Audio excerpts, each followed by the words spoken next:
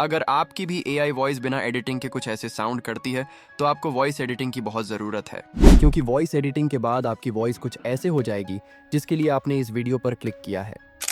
आज मैं आपको स्टेप बाय स्टेप प्रोसेस बताऊंगा कि किस तरह आप एआई वॉइस को एडिट करके उसे रियलिस्टिक बना सकते हो, एक रियल ह्यूमन की तरह जिसे लोग सुनकर सोचेंगे कि ये एआई वॉइस है या रियल पर्सन। और ये वीडियो खास तौर पर उन लोगों के लिए है जो 15 जुलाई की अपडेट के बाद एआई वॉइस को लेकर परेशान रहते हैं।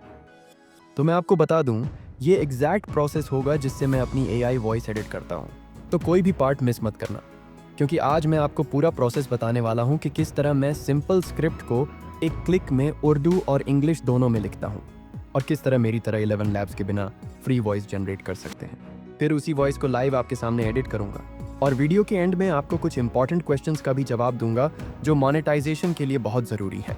तो सबसे पहले मैं आपको बता दूं कि मैं अपनी वॉइस जनरेट करने के लिए किसी पेड टूल जैसे कि 11 लैब्स वगैरह का यूज़ नहीं करता, बल्कि मैं अपनी वॉइस कैपकट ऐप से ही जनरेट करवाता हूं।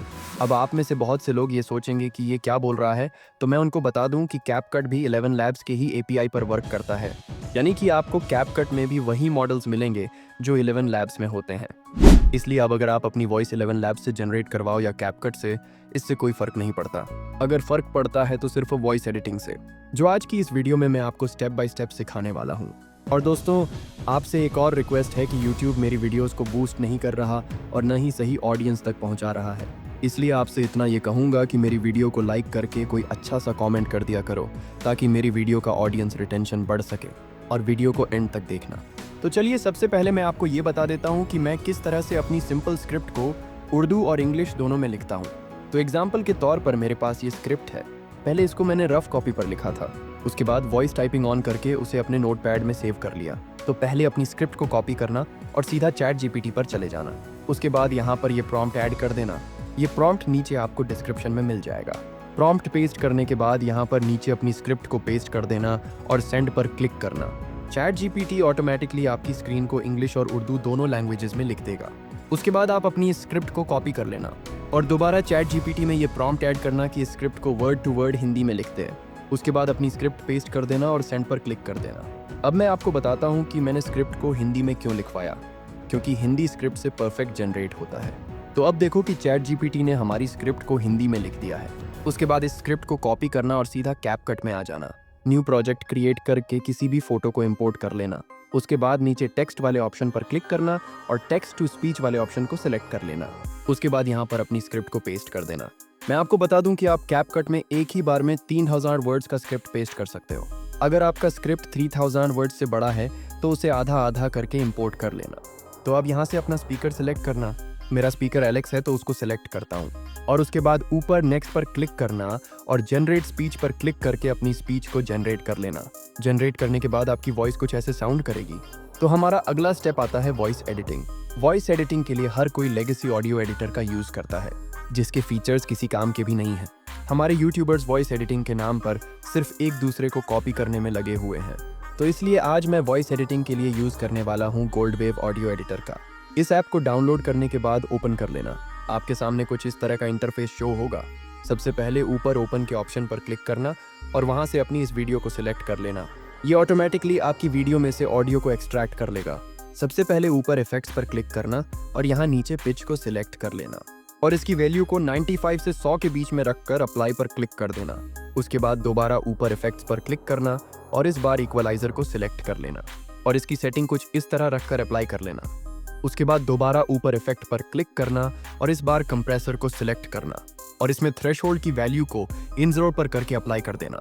अब दोबारा ऊपर इफेक्ट्स पर क्लिक करना और इस बार यहाँ से पॉप क्लिक इफेक्ट को सिलेक्ट करना और यहाँ प्रीसेट पर क्लिक करना और यहाँ से पैसिव को सिलेक्ट करके अप्लाई पर क्लिक कर देना। उसके बाद अब हमें अपनी वॉइस में से साइलेंट पार्ट को रिमूव करना है। इसके लिए दोबारा ऊपर इफेक्ट्स पर क्लिक करना और इस बार यहाँ नीचे थाईलैंड रिडक्शन पर क्लिक करके ऊपर प्रीसेट पर क्लिक करना और एलिमिनेट एंड साइलेंट पर क्लिक करना। उसके बाद इसकी ड्यूरेशन वैल्यू को 0.4 फेब्रुअरी पर रखकर अप्लाई पर क्लिक करना। अब आखिर में ऊपर दोबारा इफेक्ट पर क्लिक करना और इस बार यहाँ नीचे से स्मूदर ऑप्शन को सिलेक्ट करके उसके प्रीसेट में से रिड्यूस हिस को सिलेक्ट करना और अप्लाई कर देना। हमारी वॉइस एडिटिंग का काम यहाँ खत्म नहीं हुआ। अब हम अपनी वॉइस में फाइनल टच देंगे। तो इसके लिए किसी भी ब्राउजर में आ जाना और यहाँ सर्च बार में सर्च करना अडोबी पॉडकास्ट। उसके बाद उस फर्स्ट लिंक पर क्लिक करके उसे ओपन कर लेना और किसी भी जीमेल अकाउंट से साइन अप कर लेना। साइन अप करने के बाद आपके सामने कुछ इस तरह का इंटरफेस आएगा। तो यहाँ एनहांस स्पीच पर क्लिक करना और यहाँ से अपनी ऑडियो फाइल को इंपोर्ट कर लेना। ये ऑटोमेटिकली आपकी ऑडियो फाइल को एनहांस कर देगा। एनहांस होने के बाद यहाँ ऊपर डाउनलोड के बटन पर क्लिक करना है और अपनी एनहांस्ड स्पीच को डाउनलोड कर लेना। तो अब आप बिफोर एंड आफ्टर में फर्क देख सकते हैं। अभी गूगल ने अपना एक नया image generation model imagine 2 launch किया है। ये मॉडल इतना पावरफुल है कि इसने चैट जीपीटी 4 के इमेज जनरेशन मॉडल को भी पीछे छोड़ दिया है। अभी गूगल ने अपना एक नया image generation model imagine 2 launch किया है। ये मॉडल इतना पावरफुल है कि इसने चैट जीपीटी 4 के इमेज जनरेशन मॉडल को भी पीछे छोड़ दिया है। तो अब 15 जुलाई की अपडेट के बाद बहुत से लोग ये सोचते हैं कि एआई वॉइस मोनेटाइज नहीं होगा।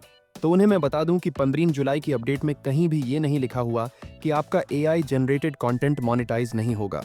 तो अब से ये सवाल पूछना छोड़ दो कि एआई वॉइस मोनेटाइज होगा या नहीं, और सिर्फ अपने कंटेंट को बेहतर बनाने पर ध्यान दो। तो उम्मीद करता हूं कि एआई वॉइस को लेकर आपके सारे क्वेश्चंस क्लियर हो गए होंगे। तो आपसे सिर्फ इतना ही कहूंगा कि अगर ये वीडियो आपको थोड़ी भी हेल्पफुल लगी हो तो इस वीडियो को लाइक कर देना और एक अच्छा सा कमेंट कर देना, क्योंकि यूट्यूब मेरी वीडियोस को बूस्ट नहीं कर रहा। तो सिर्फ आप लोगों का एक कमेंट बहुत हेल्पफुल हो सकता है। तो आज के लिए बस इतना ही। मैं आपसे मिलता हूँ किसी अगली वीडियो में। तब तक के लिए खुदा हाफिज।